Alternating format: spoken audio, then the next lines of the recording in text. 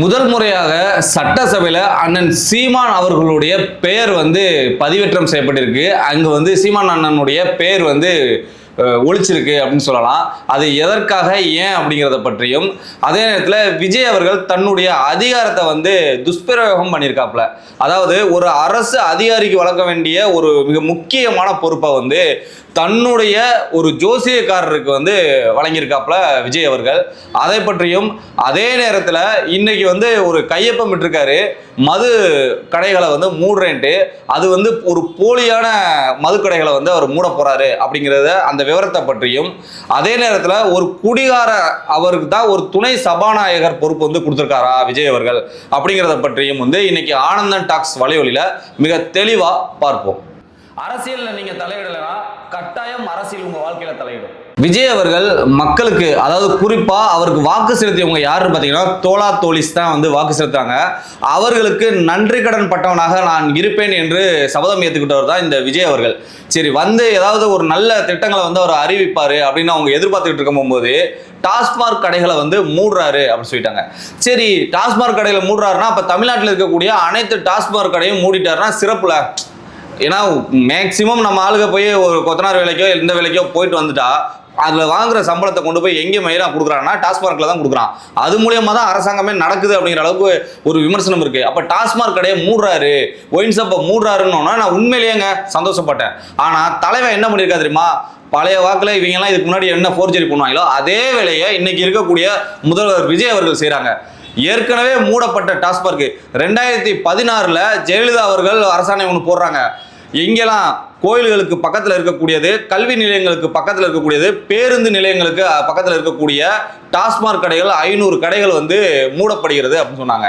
அதே போல அதுக்கு அடுத்து ஸ்டாலின் அவர்களும் அதே போல ஒரு அறிவிப்பை கொடுத்தாங்க, இந்த இடங்கள்லாம் இருக்கக்கூடாது அப்படின்ட்டு.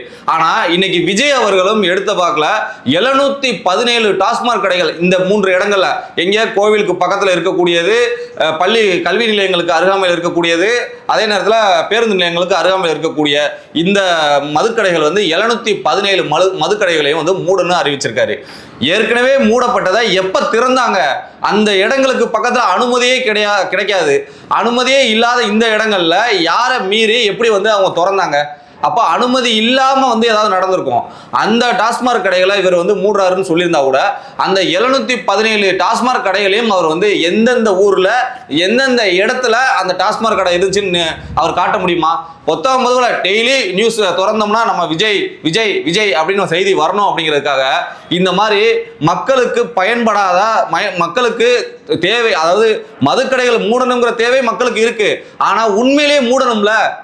ஏற்கனவே மூடப்பட்ட மதுக்கடைகளையே திருப்பி திருப்பி மூடுவேன்னு ஒரு வெற்று அறிக்கை, அப்படி தைரியம் இருந்தா முதல்வர் அவர்கள் 717 இடங்கள்ல மூடுறேன்னு சொல்லியிருக்காருல, அது எந்தெந்த இடம்னு காட்டுவாரா? அதை காட்டணும். தமிழக அரசு மூடின அந்த மதுக்கடைகள் எதுன்னு காட்டுனா மக்களுக்கு நம்பிக்கை வரும். இப்படி போலியான திட்டத்தை கொடுத்துருக்காரு. இப்படி இருக்கிற விஜய் அவர்கள் சரி உண்மையிலேயே ஒயின் ஷாப்பை மூடுறாரா இல்லையான்னு தெரியல, ஒரு குடிகாரரை துணை சபாநாயகராக, அதாவது சபாநாயகர் இருப்பார்ல, அவருக்கு துணை பொறுப்புல ஒரு யங்ஸ்டரை, எப்படி ஒரு அவையை வழிநடத்துறதுக்கு ஒரு மூத்தவர் வேணுமோ அதே போல ஒரு யங்ஸ்டருக்கு வாய்ப்பு கொடுக்கணும்னு சொல்லி இவர் கொடுத்ததாக அங்கே அவையில பாராட்டிக்கிட்டு இருக்காங்க. இங்க சோசியல் மீடியாவில் முழுக்க அவர் இதுக்கு முன்னாடி ஒயின் ஷாப்ல ஒரு கைலியோட அப்படி உட்காந்துக்கிட்டு குடிக்கிறது மாதிரி. ஒரு புறம் இன்னைக்கு காலையில ஒயின் ஷாப்போ 717 ஒயின் ஷாப்போ மூடுறேன்னு போடுறாரு. அதே ஒயின் ஷாப்ல உட்காந்துட்டு வந்த ஒரு பையனை இன்னைக்கு துணை சபாநாயகரா பதவியேற்கிறாரு. எல்லாமே முன்னுக்கு பின் முரணா இருக்கு. ஒருவேளை திருந்திருப்பாரோ, இல்லைன்னா ஒயின் ஷாப்பை விஜய் அவர்கள் மூடிடுவாரு, இனிமே நம்ம திருந்திட்டோம் அப்படின்ட்டு சபாநாயகர் திருந்திட்டாரா என்னன்னு சொல்ல. சோசியல் மீடியா முழுக்க இப்போ இந்த செய்தி தான் போய்கிட்டு இருக்கு. நான் பாத்துக்கிறேங்களேன். ஒரு புறம் நடந்துகிட்டு இருக்கும்போது ஒரு முதல்வர், அதாவது தமிழக அரசாங்கத்தால ஒரு அரசு அதிகாரியா இருக்கக்கூடியவர் தான் முதல்வர். இந்த முதல்வர் அவருக்காக ஒரு சிறப்பு அலுவலரை தேர்வு செய்யணும். அதுவும் மிக முக்கியமாக இவருக்கான ரகசியங்கள், அதாவது சிஎம் ஆபீஸ்ல இருக்கக்கூடிய ரகசியங்கள் நிறைய இருக்கும். அதற்காக பணி நியமிக்கக்கூடிய அந்த பொறுப்புகள் நிறைய விஷயங்கள் இருக்கும். இன்னும் ஜிஓ பாஸ் பண்ணுவாங்க. இப்படி துறைகள் சார்ந்த நிறைய பிரச்சனைகளை பேசுவாங்க, கொள்வாங்க. இப்படி நிறைய விஷயங்கள் நடக்கும். இதற்காக தனக்கு ஒரு சிறப்பு அலுவலரை தேர்வு பண்ணுவாங்க எல்லா முதல்வர்களும். என்ன காரணம்னா இப்போ வந்து நீர்வளத்துறை சம்பந்தமா ஒரு விஷயம் பேசணும்னா முதல்வர் வந்து இவரை சொல்லிட்டாருன்னா அது சம்பந்த ஃபைலை வந்து இவர் போய் நீர்வளத்துறையில போய் பார்த்து கொண்டு வந்து அதை கொடுப்பாப்ல. போக்குவரத்து துறைனா போக்குவரத்து துறைக்கு ஏற்றப்பல பார்த்து கொண்டு வந்து அந்த தகவல்களை சேர்ப்பாப்ல, இங்கேருந்து கொண்டு போய் சொல்லுவாப்ல. அது போக அனைத்து மாவட்டத்தில் இருக்கக்கூடிய ஆட்சியர்கள் எல்லாரு கூடயும் வந்து பேசக்கூடிய அதுகளுக்கு ஏற்றாப்புல நிர்வாகிகளாக பேசக்கூடிய விஷயங்களை கூட செய்யக்கூடியவர் தான் இந்த சிறப்பு வந்து அலுவலர், அதாவது முதல்வரோட சிறப்பு அலுவலர் இருக்கக்கூடியவர். இவர் மிக முக்கியமா IAS அதிகாரியா தான் இருப்பாங்க, அதுலயும் சீனியர் IAS அதிகாரியா தான் இருப்பாங்க. அப்படி ஒரு அரசு பதவியில் இருக்கக்கூடிய அரசு பொறுப்புல இருக்கக்கூடியவங்க, அதுவும் IAS இருக்கக்கூடியவங்கள நியமிச்சுட்டு வரக்கூடிய இந்த இடத்துல தன்னை வந்து முதல்வரா வந்துருவாரு ஜோசியம் பார்த்து சொன்ன ஒரு நபரை வந்து நம்ம இங்க கொண்டு வந்து வைப்போம் அப்படின்ட்டு தன்னுடைய ஜோசியக்காரர், அதுவும் இல்லாம அந்த கட்சியினுடைய இவர் இருக்கக்கூடிய விஜய் அவர்களுடைய டிவிகே கட்சியினுடைய செய்தி தொடர்பாளராக இருக்கக்கூடிய ரிக்கி ரத்தன் பண்டிட் வெற்றிவேல் அப்படிங்கிற இந்த நபருக்கு வந்து இவர் அந்த பொறுப்பை கொடுத்துருக்காரு, அந்த பதவியை கொடுத்துருக்காரு. இதை உண்மையிலேயேங்க இது வந்து மிக கடுமையாக வந்து எதிர்க்கக்கூடியது. தன்னோட வந்து ஒரு அதிகாரம் இருக்கு அப்படிங்கிறக்காண்டி தனக்கு விருப்பப்பட்ட எல்லாருக்கும் இஷ்டத்துக்கு வந்து கையெழுத்து போட்டு வா கவர்மெண்ட் ஜாப்னு சொல்லி எல்லாத்துக்கும் கொடுக்கக்கூடாது. அதுலேயும் CM ஆஃபீஸில் இருக்கக்கூடிய நிறைய சீக்ரெட்ஸ் இருக்கும். இப்படிப்பட்ட இவரை வந்து அந்த இடத்துல வச்சிருக்கும் போகும்போது அதுவும் கட்சிக்காரரை சேர்ந்தவர் அந்த பதவியில் வச்சிருக்கிறதுனால நிறையா வந்து தில்லுமுள்கள் நடக்கிறதுக்கு வாய்ப்பு இருக்கு.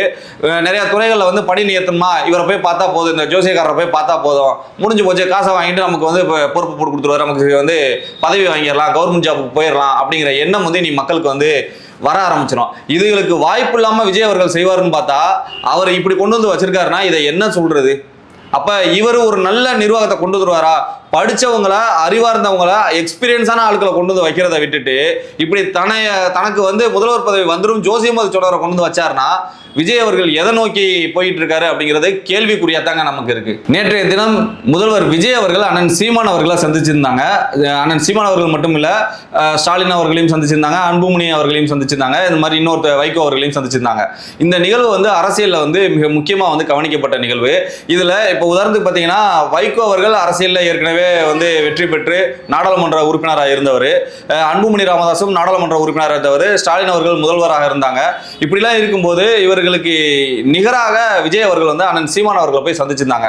எப்படி அப்படின்னா இவங்க முன்னாள் முதல்வர்களாக இருக்கலாம், ஆனால் மக்களின் முதல்வராக அண்ணன் சீமான் அவர்கள் தான் இருக்காங்க அப்படிங்கிறது விஜய் அவர்களுக்கு நன்கு தெரிஞ்சதுனால தான் நேற்றைய தினம் முதல் நாளே வந்து அண்ணன் சீமான் அவர்களை வந்து சந்திச்சு அவர் முதல்வராக ஆனதுக்காக வாழ்த்துக்களை பெற்றிருந்தாங்க. இது ஒரு அரசியல், என்னதான் அண்ணன் தம்பி உறவா இருந்தாலும் அரசியல்ல அண்ணன் விஜய் சீமான் அவர்கள் வந்து சீனியரு, நிறைய விஷயங்கள் அவர்கிட்ட வந்து நம்ம கத்துக்கலாம் அப்படிங்கிற எண்ணத்துல தான் விஜய் அவர்கள் சந்திச்சு அவர்கிட்ட ஆசி பெற்றாங்கன்னு வச்சுக்கோங்களேன், வாழ்த்து பெற்றாங்க. இப்போ அந்த விஷயத்த இன்னைக்கு சட்டசபையில பேசக்கூடிய கம்யூனிஸ்ட் அதை சேர்ந்த அவர் பேசும்போது நேற்று இந்த மாதிரி நடந்திருக்கு, அண்ணன் சீமான் அவர்கள் நாம் தமிழர் கட்சியின் தலைமை ஒருங்கிணைப்பாளர் சீமான் அவர்களை வந்து விஜய் அவர்கள் சந்தித்தார் அப்படின்னு சொல்லி இன்னைக்கு பேசினாரு. இன்னைக்கு முதல் முறையாக சட்டமன்றத்துக்குள்ள அந்த குறிப்பேடுல இந்த பேசின விஷயங்கள் வந்து குறிப்பேடுகளை வரும்போது அண்ணன் சீமான் அவர்களோட பேர் வந்திருக்கு.